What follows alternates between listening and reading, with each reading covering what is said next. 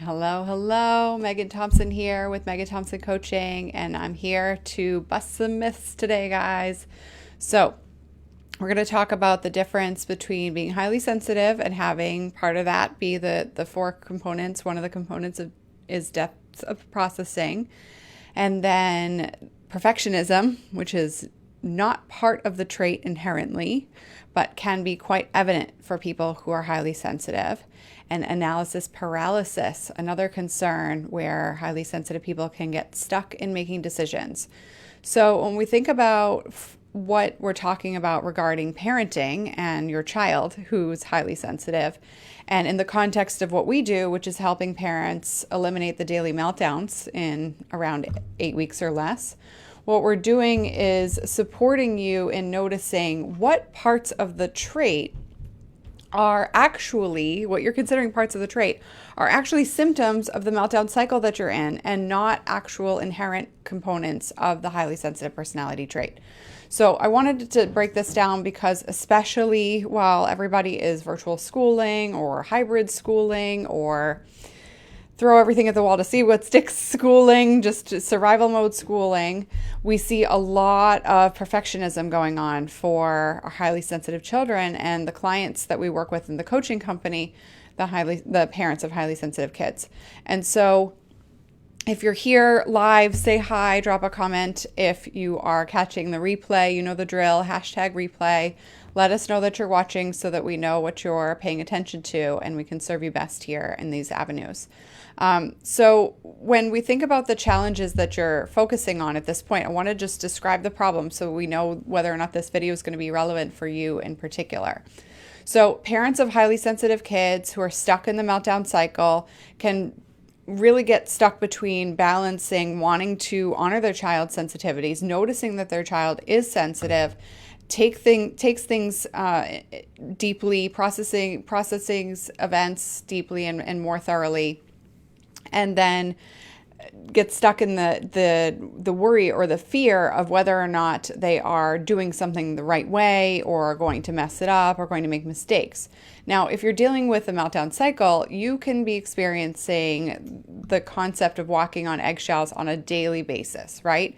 So what that means is that you're tiptoeing around your child, worried about what might set them off, worried about what they might get disappointed about next or frustrated with next.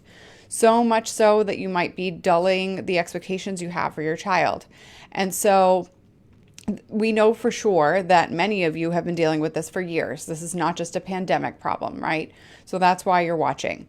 And so when we think about the challenges that a lot of parents of highly sensitive kids are dealing with when we're dealing with the concept of perfectionism, what we're focusing on today is noticing what is actually depth of processing, which is the concept that your child thinks about things deeply, feels things deeply, needs to process things deeply, right? I'm using the definition of the word, using the word within the definition of the word, but we'll break that down today. And then how that can lead to, without skills to manage that depth of processing, how that can lead to perfectionism, which then can lead to a further down the line of a spectrum of analysis paralysis, not being able to make a decision at all for fear of making the wrong decision or for fear of messing it up.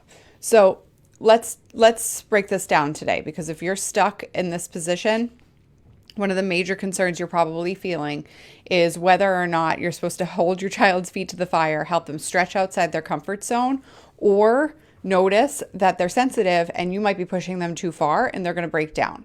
And we often see parents picking their battles and trying to figure out when would be the right time for their child to stretch outside their comfort zone. But unfortunately, without a system in place, that can feel a lot like a willy-nilly decision, just on a whim. Do I have the energy as a parent to hold my child to growth today? Or has my child had a hard day and is today just not the day? And then when you look back at it, 2-3 months later, even 6 months to a year later, you may observe, and you may be well observing, especially if you're following this platform here, that your child hasn't grown a lot in some very significant avenues, like tolerating distress or frustration or disappointment.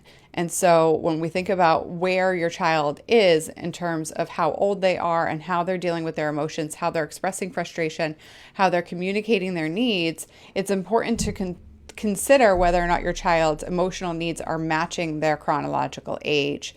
And if you don't feel like those things are matching up, then definitely stay tuned. So when we think about depth of processing, what we want to consider for the highly sensitive trait, just to focus on the one component of the trait. Now, for those of you who are new to understanding the trait, being highly sensitive, in order to fit into that category, for that being your personality, you need to have 4 traits: depth of processing, 4 components of the trait, being easily overstimulated, D-O, that's O, emotionally reactive, and empathetic. Those 2 go hand in hand. You can watch my videos on that to learn more about why they go hand in hand. They don't cancel each other out. And then sensitive to subtleties. And today we're going to talk about the first one, which is depth of processing. So when you think about depth of processing, one of the things that I like to explain to my clients often related to this is understanding how much information your child is taking in from the world on a daily basis, and how that can be quite overwhelming for them if they're highly sensitive and they don't have the skills to filter differently. So when we think about what information your child is taking in from the world, it's important to understand that if you're not highly sensitive, your perspective of what they are considering when they're making decisions can often be quite off base, considering what your child is actually trying to consider when they're making a decision. So I often use the concept of a funnel to consider what your child may be taking in from the world on any given day in any given circumstance. So to break this down in brief terms, in brief application, I want you to think about a highly sensitive person taking in this much information, okay, this large point of the funnel. So a highly sensitive person is going to take in not just sensory information, sights, sounds, smells, touch, words, but also subtle twitch of the eyebrow, communication, nonverbal and verbal communication style of other people, background noise, etc., as well as the context of the situation, and if they're in the learning setting, new information from whatever they're being taught, right? So let's keep learning off the discussion for right now. Let's just consider your child wanting to play and being stuck in their ability to play. Now, what we know to be true is that children who are anxious, they don't play. They don't engage in imaginative play on a regular basis. And so it's very important to understand that your highly sensitive child, if they are a typically intellectual child or a child who prefers to talk, but not actually to relax into play, then that needs to be a concern of yours. It's important for you to be aware of that.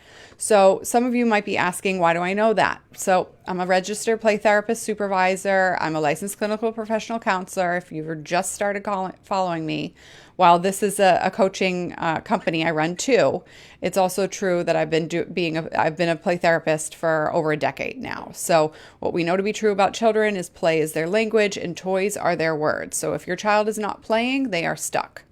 So if your child is not able to engage in a playful activity because they are stuck around perfectionism or having a hard time making a decision, that is not indicative of the trait or inherent of the trait of being highly sensitive. All right. So when we think about that, that is a skills deficit. That is a need for skill that your child does not yet have. And so I want to make that clear because we see often parents of highly sensitive kids ask in any form, whether that be my Facebook group, other Facebook groups for highly sensitive kids, etc. Does your child who's highly sensitive get stuck in making a decision? And all sorts of parents will say, yes, that's a thing. That's a thing for highly sensitive kids. And my caveat to you is that's a thing if your child doesn't have the skills to manage anxiety, disappointment, and frustration. So back to my funnel analogy, okay? When we're thinking about the funnel, my grammar just came into me, my English skills, funnel simile, right? It's like a funnel. There we go. My freshman English teacher would be proud. So here we have the depth of processing. All right. Your child is taking in more information from the world. If you're not highly sensitive, this is how much information you take in from the world. We have different filters. I'm not highly sensitive. So what that means is that a non-highly sensitive person, 80% or so of the population, is going to filter out information that to a highly sensitive person, to a non-highly sensitive person, feels irrelevant. But to a highly sensitive person, that information feels relevant. So what happens when you have a lot of information that you need to take in and it feels relevant, and then you want to make a decision? Well, there's a lot more mud to wade through, isn't there? So when we think about the concerns that you're struggling with in parenting your highly sensitive child, especially if you're not highly sensitive, or if you're highly sensitive and you've got skills, it can be quite frustrating when you're asking your child, do you want to paint or color, right? And your child is frozen in this fear. Or maybe they started the activity and then they, by sleight of the hand, scratched out the beginning of their work, and then they are in this rage-filled aggravation, ready to crumple up, rip up their paper, that at 4, 5, 6, 7, 8, 9, 10 plus, you want them to learn that they can make a mistake and then move on from that mistake, right? Or they can turn that into fireworks in the picture. Who knows, right? A scribble scrabble can be whatever you want it to be. When you want your child to feel relaxed enough to explore, relaxed enough to get creative, to play, to Jackson Pollock up the art, right? And so when you think about the need that your highly sensitive child is not able to meet, they're not able to meet the need of feeling disappointed and to dissipate that. And so when your child is struggling in that moment, that is a concern of perfectionism. Perfectionism is, I want things to go the exact right way that they're supposed to go in my mind, because perfect is relative, right? So in my exact right mind, and if it doesn't, then I am wrong. And it is wrong, and I made a mistake. So we know, if you've been following me for a while, highly sensitive people can be more prone to shame. So when we think about, especially if you watched my masterclass, you've learned that when we think about your child's immediate quick to shame reaction, I messed up, therefore I'm wrong, therefore I'm bad at this, therefore it will never work, therefore I might as well quit. What happens over time? What happens over time is analysis paralysis. I might as well not even start because I don't know what I'll do if things don't go the way that I want. Guys, so what's super, super important is if your child has a funnel that is wider than yours, or just is wide, maybe you're a highly sensitive parent too, and it's difficult for them to take in details and then make decisions, settle those details and make decisions, it doesn't mean that your child can't build those skills. That's super, super crucial to understand. So when we think about the concern that's going on, that is a fear-based reaction that your child is having. And your child can build skills to dissipate fear. That is the truth. There's nothing else around it. So if you are worried about trying to help your child grow and they seem so stuck, and I'm going to use the word stuck because for highly sensitive kids, you can see their body. They are tense. They literally look like they are stuck in the mud. They won't move, right? They can even be even further than that, stuck in concrete, depending on how rigid and tense their body is when they don't know what to do next. And when your child is at that level, your worry at that point, obviously as a parent, is my kid going to blow up? Or is my kid going to shut down? Because there's no way around it without the skills to help them grow out of that moment. And so what this creates over time, when multiple examples of this, multiple times a day, or at least once a day for many, many weeks, even months or a year beyond, over time, you slowly start to shrink your expectations for your child's ability to manage frustration. You slowly start to shrink your expectations for your child's ability to manage disappointment. And what happens? Your child starts to do the same. So we as parents, I'm a parent as well, we all want our children to notice that they can do whatever they put their minds to if their heart believes it, right? So if that's the case, then we have to help our children manage their intense emotions in order to settle their heart so their brain can think about different options. So when we think about the challenge that you're having about understanding the trait, taking in more information from the world doesn't mean that you can't solve problems. Doesn't mean that there's only one right answer. That's what perfectionism is. Doesn't mean that you don't know how to start. That's analysis paralysis, right? Okay.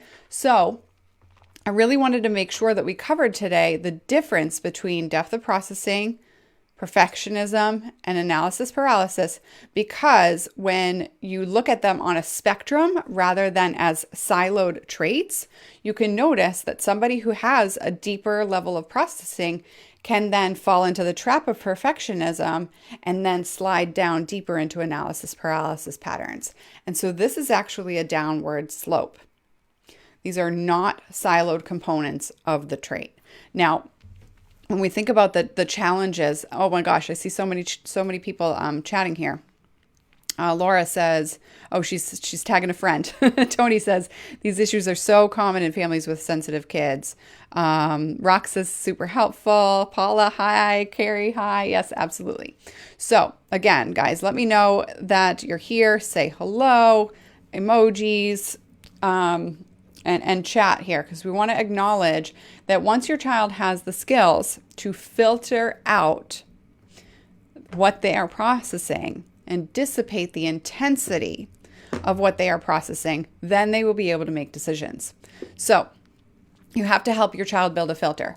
Now, when you're trying to discern whether or not your child has a filter or not, let's be sure that we know that we're talking the same language here. So the symptoms of perfectionism and analysis paralysis are a couple of things. I was actually just speaking to one of my team members earlier today about this. Someone that she knows and cares about is stuck in surprise mode, not able to move beyond surprise. So when we think about that, what that means is that this person is not able to take a question and answer it. So instead, this person is saying, I wasn't prepared for that question. I don't know the answer. And then frozen all day long. And when that happens for your child, what is a symptom of that, right? Being quiet, being shy, being a wallflower, staying stuck on the edge of the room, trying to take it all in, all right? So when you think about being a highly sensitive child and wanting to take in more information from the world and being able to and being capable of it, because highly sensitive people can use more brain power than non-highly sensitive people. That is a strength and can be a bigger strength when it's not your kryptonite, right?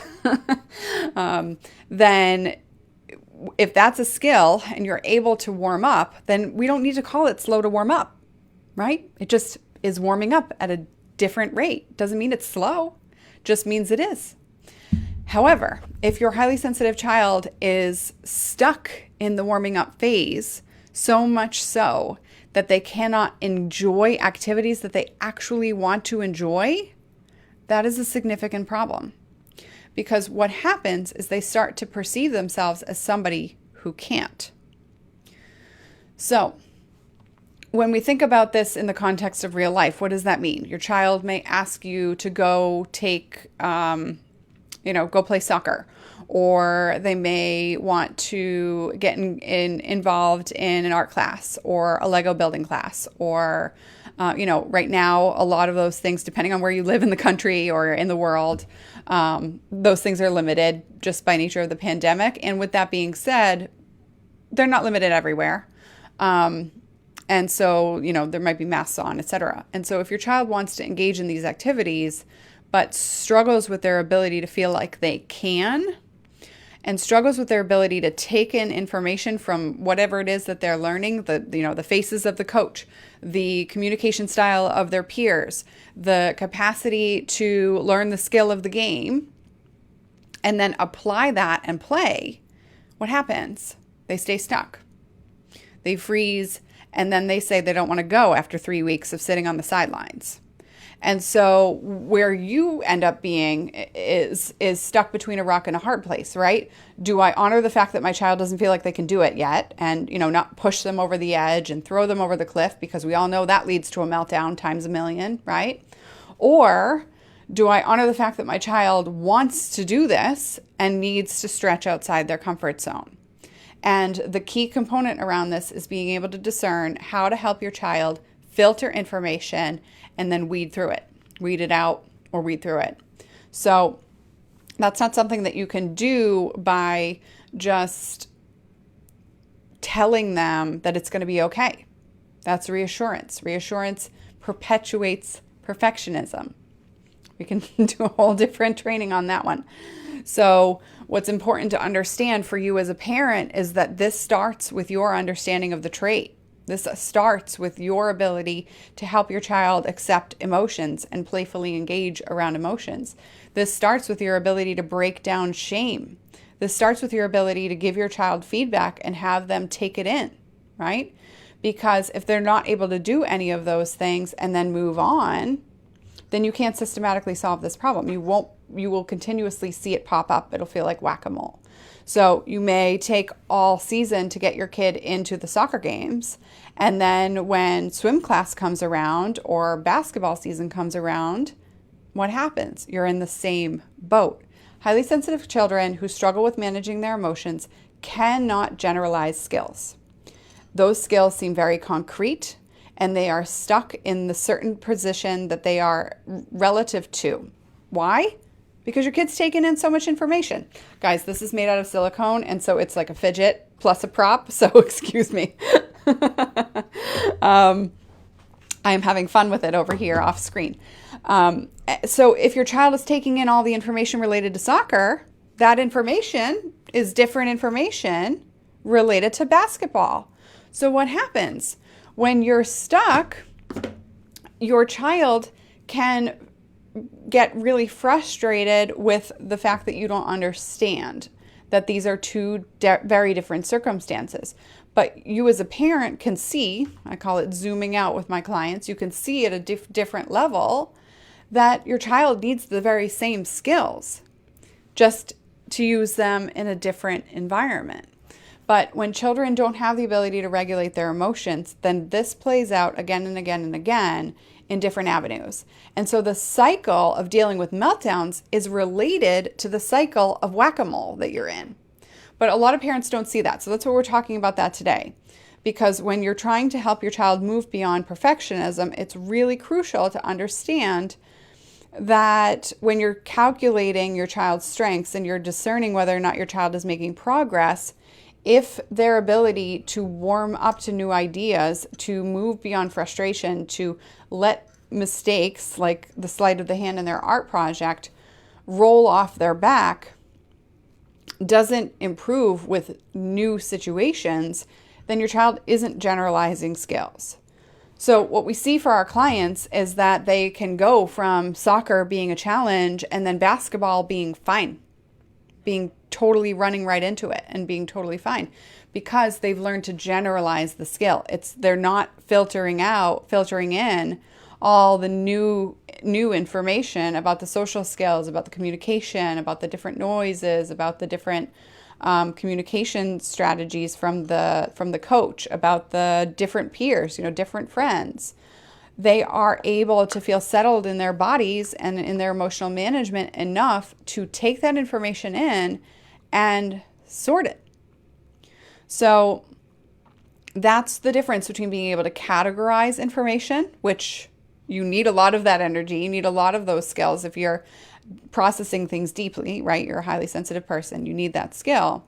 And being perfectionistic, being frozen with the worry that you won't do it right, or being frozen when you make a mistake in terms of not being able to correct the mistake. Now, again, the word mistake is relative as well, especially for your children, compared to an adult mistake. But with that being said, a lot of highly sensitive adults can get pretty frozen in making mistakes and not doing it right the first time, because of the need to deal with frustration and worry and fear, not because they're highly sensitive.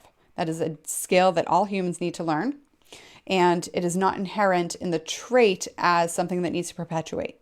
So I wanted to make sure that we built some of these muscles for you guys in discerning the difference between the trait and a skill deficit. And so, I did a talk a long while ago about the difference between wanting to take it all in, right? And wanting to watch and wait and basically feeling like you're playing double dutch, never really knowing when to jump in. That's an anxiety experience. That's an anxiety experience, not a depth of processing experience. And so it's really, really important to understand that your child needs to manage their own worries, fears, and concerns in order to dive in. Now, they're diving in, being highly sensitive and wanting to take all the information in, might be paced differently, but they're moving beyond fear. They're moving beyond paralysis. They're moving beyond perfectionism. And that is the true root of what you need to address when you want to get out of the meltdown cycle. So it's not just about preventing those meltdowns. It's also about helping your child deal with disappointment, frustration, fear, and aggravation, and being able to do that by noticing that they can do hard things. And super crucial to support your child in being able to do that. So if you want to do that systematically, if you're ready to solve this problem from the root to not only end the cycle, but also to support your child in feeling like they can do it without all the muscling and convincing and reassuring that you're doing now, I encourage you to book a call, because what we'll do is we'll discuss whether or not we can support you in how you're stuck and where you want to go. And if that's the case, then we'll walk you through that on that phone call and help you make the best decision for your family. And if we feel like there's something that's more efficient or effective or appropriate, then we steer you in that direction instead. So definitely go ahead to meganthompsoncoaching.com/talk, and we will support you in that respect. So let me go ahead and put that link there and in the comments here for you as well. All right, guys, have a wonderful day. It's great speaking with you, and I will talk to you soon. Bye.